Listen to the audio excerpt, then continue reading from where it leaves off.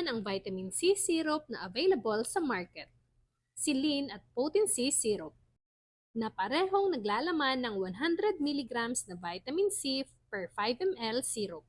Ang tamang pag-inom nito ay, sa mga batang 1 to 2 years old, painumin sila ng 2.5 ml ng Silin o Potency Syrup. Gumamit ng dropper upang accurate ang pagpapainom. Sa mga batang 2 to 6 years old naman, painumin sila ng 5 ml syrup o katumbas ng isang kutsarita. Kutsarita ha, hindi kutsara.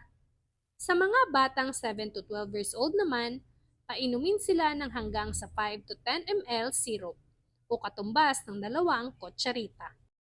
Ang Silin Plus syrup naman ay naglalaman ng 100 milligrams na vitamin C at 10 milligrams na zinc per 5 ml syrup.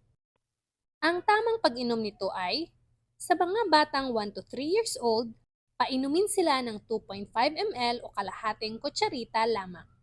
Pwedeng gumamit ng dropper upang accurate ang pagpapainom.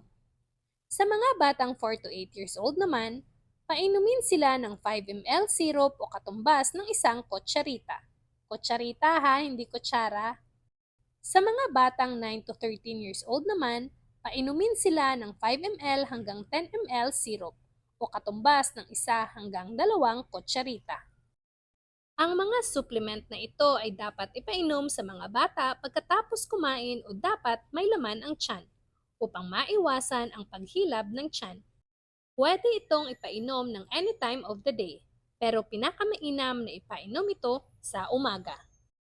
Kung ang iyong anak ay pahirapan ang pagpapainom ng syrup, pwede itong ipagsabay sa pag-inom ng tubig o maaari ding ihalo sa tubig, sa juice o